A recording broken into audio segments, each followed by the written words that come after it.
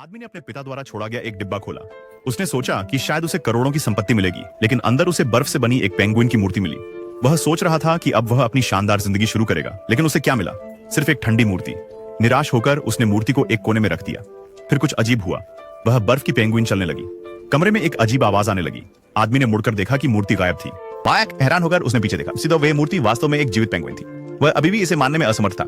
उसने धीरे से पेंगुइन को उठाया और उसका स्वागत किया। फिर पेंगुइन ने भी उसे एक स्वागत उपहार दिया। आदमी बहुत गुस्सा हो गया, लेकिन उसे ऑफिस के लिए देर हो रही थी। उसने जल्दी से पेंगुइन को बाथरूम में रखा और चला गया, लेकिन उसके जाने के बाद पेंगुइन ने गलती से नल चालू कर दिया। जब आदमी शाम को घर लौटा, जैसे ही उसने दरवाजा खोला, उसे फिर से पानी की लहरों ने स्वागत किया और वह बहकर लटक गया। लेकिन पेंगुइन वहां नहीं रुका। अब उसने सीधे उसके चेहरे पर निशाना साधा, अपने पीछे की तरफ।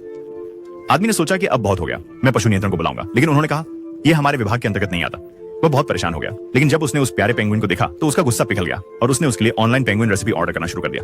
फिर वह थक गया और वहीं सो गया। अगली सुबह वही पेंगुइन उसका अलार्म घड़ी बन गया। दोनों ने एक दूसरे को देखकर चिल्लाया। अब आदमी का दिमाग घूम रहा था। उसने पेंगुइन को पकड़ा और उसे घर से बाहर ले गया, लेकिन पेंगुइन दरवाजे के सामने से हिला भी नहीं। फिर उसने एक फूलदान देखा। एक विचार आया। उसने फूल निकाले, जमीन पर पानी गिराया और पेंगुइन को उस पर फिसलाया। सोचा अब मुझे फुर्सत मिलेगी, लेकिन जैसे ही वह नीचे पहुंचा, रिसेप्शनिस्ट ने उसे रोक लिया। सर, शायद आपकी चीज गलती से हमारे पास आ गई है। उसने मना कर दिया, ये मेरी नहीं है। लेकिन सीसीटीवी फुटेज में साफ दिखा कि आदमी ने क्या किया था। वह चुपचाप पेंगुइन को वापस ले आया। तभी एक और डिब्बा आया। इस बार एक नहीं बल्कि पूरी पेंगुइन की टीम थी। आदमी यह देखकर हैरान रह गया। पेंगुइन ने घर की हालत पल भर में खराब कर दी और फिर उसकी पूर्व पत्नी और बच्चे भी घर आ गए। इससे पहले